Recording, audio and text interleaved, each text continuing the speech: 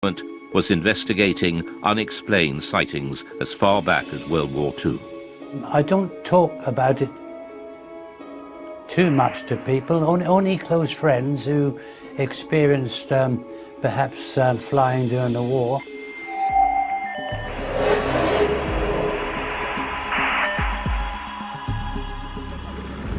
Spring 1944. Britain was engaged in heavy bombing raids over Germany. Rumours of strange, unidentified missiles were getting through to top command. Considered a threat to public morale, the MOD files reveal that the order to keep them secret came right from the top. Sightings such as the one seen by gunner Bernard Dye. Now I have here a personal wartime diary. I'll read you an entry which I wrote on the 26th of April. Operation Essen. 300 aircraft raided Essen. Dye then recorded the most extraordinary sight. By unidentified objects, which I describe as just red balls of fire. This is the first time Bernard Dye has spoken on television about what happened that night. We left the target area and we were heading back towards Mildenhall, our base. We were heading across France. Everything appeared to be peaceful. Suddenly I saw 3 balls of fire coming up from below and reported this to our pilot, Arthur Horton, on the intercom. A few seconds afterwards, the rear gunner, Brian Harper, he observed 2 more red balls of fire. Immediately, Arthur was a bit perturbed, and were they fighters?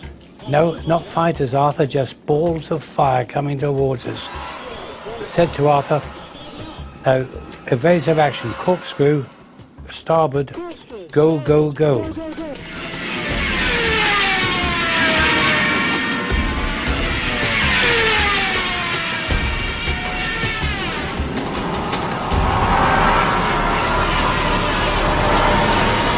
We travelled over 300 miles per hour. The aircraft was shaking like a leaf, and still they were following. The pilot was getting worried about burning the engines up. Engineer, Dave, what about the engines? Never mind the engines, skipper. Keep going, or something to that effect. The words were rather rude. It certainly gave me and the crew the willies to see them. After a short distance, these 5 red objects, they just got slower, and the red lights disappeared into the blackness below, and we got safely home. Well, when we got back to Mildenhall, our base, each crew is interrogated by intelligence officers, and they just laughed at us. And this upset the pilot, and, he said, you wouldn't bloody well have been laughing if you'd have been sitting with us in the aircraft. What did gunner Bernard Dye think they were? Didn't know what to think, but I thought they were just a new weapon that the Germans had invented. Bernard Dye was not alone. Other World War II aircrew had also reported unexplained sightings. And we now know that at least one of these reports was suppressed, and the order to do so came right from the top. Wartime Prime Minister Winston Churchill was so terrified the report would leak out, he ordered a 50-year blackout. Mr. Churchill declared that the UFO incident should be immediately classified for at least 50 years, and its status reviewed by a future Prime Minister. Churchill's order referred specifically to a late World War II sighting made by a British aircrew returning from a reconnaissance mission over Germany. The files record, my grandfather was present during a debate about an unexpected incident experienced by an RAF bomber crew. The MOD files show that the story originates from the grandson of Churchill's bodyguard, who had been present at an urgent meeting between the Prime Minister and the US commander of the Allied forces, General Eisenhower, who discussed the incident together. He was writing in to see if the ministry could confirm this story that this guy who was the bodyguard was present at a discussion between Winston Churchill and Eisenhower about a mysterious incident when the crew of a Royal Air Force reconnaissance aircraft that had seen this metallic object that had appeared by the side of their aircraft, and it followed the aircraft, and it behaved in a way that was completely unexplainable in terms of it being, a German aircraft or any other sort of Nazi flying machine that they were aware of. A leading aircraft expert was also at the meeting. He dismissed any possibility that it could be a missile, since a missile could not suddenly match its speed with a slower aircraft and then accelerate again. Churchill was determined this would go no further. Another person at the meeting raised the possibility of an unidentified flying object, at which point Mr. Churchill declared that the incident should be immediately classified. But the file goes further. One extraordinary line explains just how fearful Churchill was of public reaction to this UFO sighting, if it ever got out. This event should be immediately classified, since it would create mass panic amongst the general population and destroy one's belief in the church. But the files also reveal that this wasn't the first time Churchill had got embroiled in UFO sightings. In October 1912, there was sightings of mysterious lights in the sky over the dockyards at Sheerness in Essex. And Winston Churchill was the First Lord of the Admiralty, and he had to look into this, and Churchill had to admit in Parliament that he couldn't explain what had been seen. The files show that even after the war, Churchill took a personal interest in unexplained sightings. In the aftermath of the sightings in Washington, D.C. in 1952, that made all the news headlines, Winston Churchill again became interested and sent a memo to the Secretary of State for Air. What does all this stuff about flying saucers amount to? What can it mean? What is the truth? Let me have a report at your convenience. Until now, Gunner Bernard Dye never knew there were other World War II sightings that Churchill wanted kept secret at such a critical time in the war. We showed him the newly released MOD file on Churchill.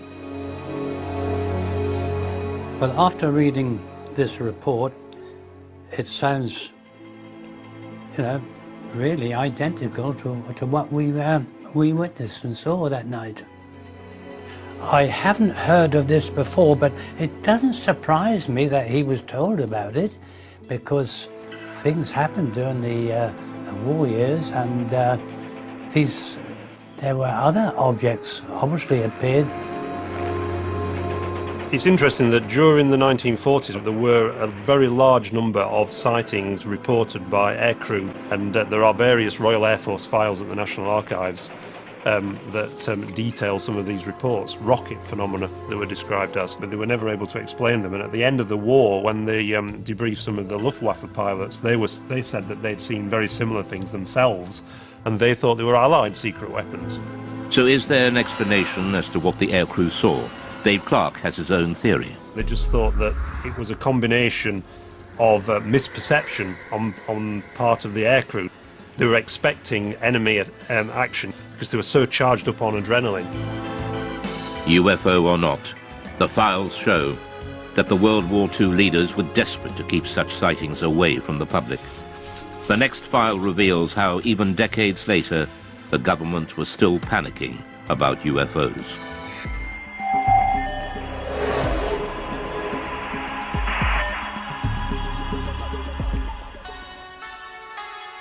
Many UFO experts believe that the Pitlochry file illustrates one of the most significant UFO conspiracies of recent times. It involves photographs of an unidentified object captured flying over a remote Scottish valley. The photos were sent to the MOD, but mysteriously went missing. Journalist Mark Pilkington has spent years trying to track down these UFO images. The Pitlochry photographs in the MOD files date back to the 4th of August 1990, when two witnesses on the A9 near Calvine, near Pitlochry, allegedly saw a large diamond-shaped craft hovering in the air for about 10 minutes and took 6 photographs of it. and the object that they claimed to have seen was accompanied by 2 aircraft, which the MOD later identified as Harriers. The photographer has never been identified. He sent the 6 photographs to the Scottish Daily Record newspaper. The paper never ran the story. Instead, they referred them to the MOD for investigation. The Ministry of Defence took their own copies of the photographs, which have since disappeared. They, according to the files, sent the original negatives back to the Scottish Daily Record, which inexplicably never ran a story on the subject and never published the photographs, and presumably returned them to the 2 men whose names have been removed from the file, so we can't ask the 2 men. So mystery piled upon mystery.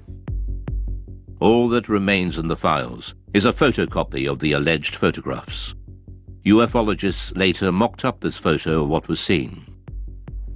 But Nick Pope dealt with the original photos and file when he worked behind the MOD desk. Both the Defence Intelligence Staff and the Joint Air Reconnaissance Intelligence Centre analysed this very carefully, and the consensus was clear on this. This